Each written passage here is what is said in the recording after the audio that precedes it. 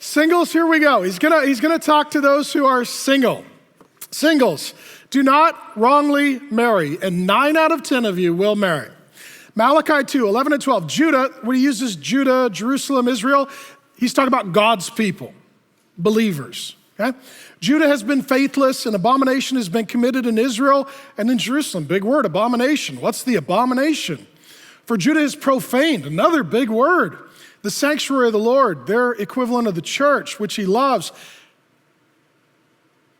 and has married the daughter of a foreign god.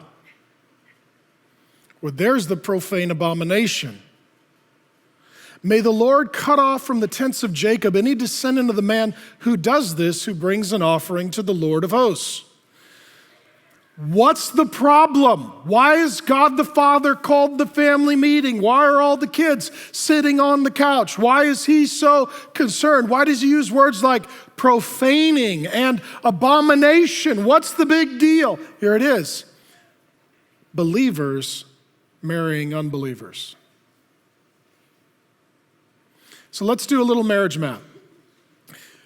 Can a believer marry a believer? Yes or no? Yes. I gave you an easy one to start. Okay? Can an unbeliever marry an unbeliever? Say yes. Good job. You got it right.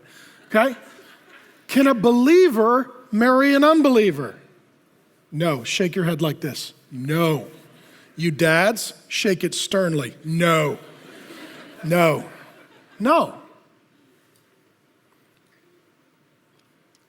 Some of you would ask, what right does anyone have to tell me who I can and cannot marry? And God says, I do. I created marriage, I created you.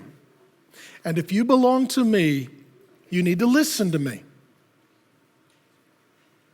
It's not unlike the situation with my sons and daughters. I promise you this, if my sons run off and marry women, or my daughters run off and marry men, without consulting Grace and I, or going against our counsel, it's not going to end well for them.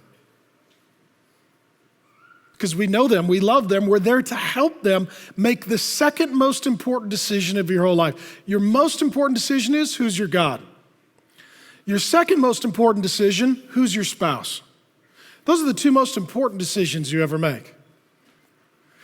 And God here is saying, I've told you who you should not marry, and you married them.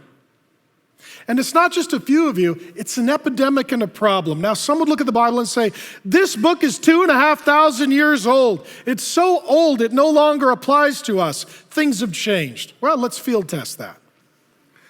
Are believers to this day marrying unbelievers? Yes. And what percent? According to a recent article in The Economist, 45% of marriages are what they call interfaith. God would use words like profane and abomination, but they would use the word interfaith. What that means is the Christian marries the Mormon, or the Mormon marries the Muslim, or the Muslim marries the Hindu. Different religions. And this is wrong. So let's say you're at Mars Hill and you're a believer and you're like, okay, some of you are single. Okay? And it just, you're like, oh, like the fire alarm just went off in your mind. I'm dating someone who's an unbeliever.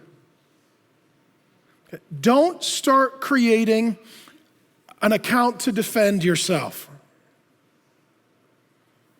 Right? Hit the brakes, don't continue. It's not going to where there will be life and joy, and they lived happily ever after. This is a very current problem.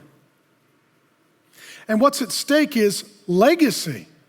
If a believer marries an unbeliever, good luck having children who know and love the Lord and are wholeheartedly, singularly devoted to him when mom and dad aren't even in agreement in their devotion, or even who God is.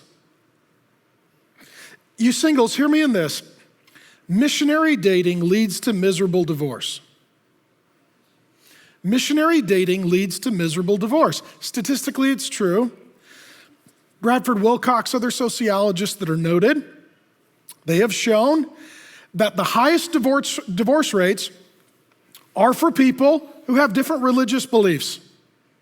They get divorced more than any other group. The group that has the lowest divorce rates, Bible-believing, Jesus-loving, church-attending evangelical Christians. Some of you have been lied to. Christians get divorced as much as non-Christians. No, they don't. They just don't. They just don't. I can tell you, I've been doing this 17 years. I think this year we had 105 weddings.